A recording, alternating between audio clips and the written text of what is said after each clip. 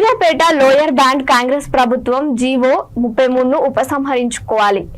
కాంగ్రెస్ ప్రభుత్వం అనాలోచిత నిర్ణయంతో జీవో 33ను తీసుకొచ్చిందని మాజీ మంత్రి బీఆర్ఎస్ ఎమ్మెల్యే జగదీష్ రెడ్డి మండిపడ్డారు. ఎమ్మెల్యే క్యాంపు కార్యాలయంలో వారు మాట్లాడుతూ కాంగ్రెస్ ప్రభుత్వం విద్యార్థుల సంక్షేమం కోరుకున్నట్లు ఎద్దేవా చేశారు. ప్రభుత్వం జీవో 33ని ఉపసంహరించుకోవాలని డిమాండ్ చేశారు. లేని పక్షంలో విద్యార్థుల పేరెంట్స్ కు మద్దతుగా న్యాయ పోరాటం చేస్తామని హెచ్చరించారు. అనాలోచితంగా చేసిన పని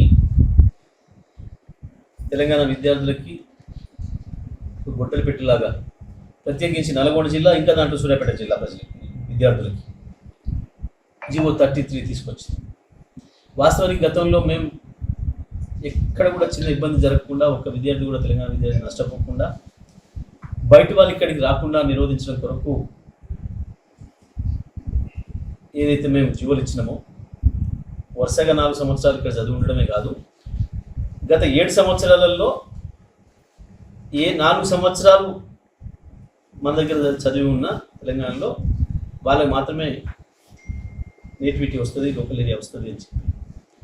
కానీ వీళ్ళు గుడ్డిగా, లేదా ఈ మధ్యన ఆంధ్రప్రదేశ్లో దోస్తులు వచ్చారు కాబట్టి, వాళ్ళ గురువులు వచ్చారు కాబట్టి, మరి వాళ్ళని సంతృప్తిపరచడానిక, అక్కడ వాళ్ళ ఉన్న పైరవీలు చేసుకురా వీళ్ళకాడ ఒక అనాలోచితంగా ఆ 7 సంవత్సరాల్లో ఏమైనా 4 సంవత్సరాలు అనే దాన్ని తీసేస్తూ కేవలం వరుసగా 4 సంవత్సరాలు చదివితేనే అనే జీవో 33 తెచ్చిండ్రో అది పెద్ద నష్టం కలిగించే అంశం. తెలంగాణ ప్రాంతాన్ని మొత్తానికి కావచ్చు, ప్రత్యేకించి బార్డర్లో ఉన్న జిల్లాలు, అటు మామినార్ కావచ్చు, ఇటు నల్గొండ కావచ్చు, ఖమ్మం కావచ్చు, ఈ జిల్లాలకు సంబంధించిన తల్లిదండ్రులు ఇంటర్మీడియట్ చాలా సందర్భాల్లో తీసుకుపోయి పక్కన ఉన్న రాష్ట్రాలు చదివిస్తున్నారు.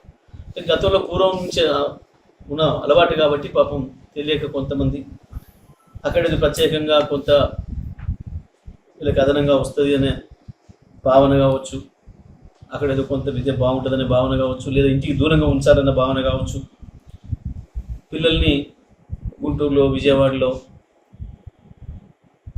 అట్లాగే అటువైపు కర్నూలులో ఏదైనా కొంత ఇన్స్టిట్యూషన్స్, పేరున్న ఇన్స్టిట్యూషన్స్ అని చెప్పి తీసుకుని చదివిస్తున్నారు. వాళ్ళందరి వాళ్ళ తెలంగాణలో ప్రత్యేకించి ఎంబీబీఎస్ కోల్పోయే ప్రమాదం వచ్చింది.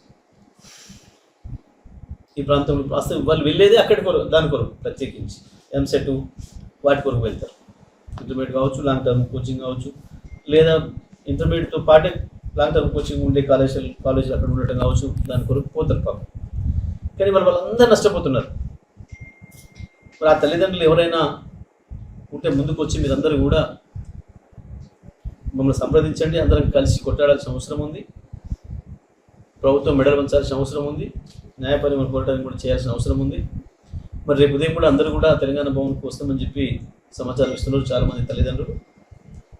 వారందరూ కూడా వచ్చి కూర్చొని మాట్లాడి వాళ్ళకి న్యాయం జరిగేదానికి అందరూ కూడా కొట్టాడాల్సిన అవసరం ఉంది. ఎందుకంటే పాపం వాళ్ళు ఎన్నో ఆశలు పెంచుకొని పిల్లల మీద అప్పుల పాలై కూడా శక్తికి మించి ఖర్చు పెట్టి కూడా బయటికి పంపించి చదివించుకున్నారు.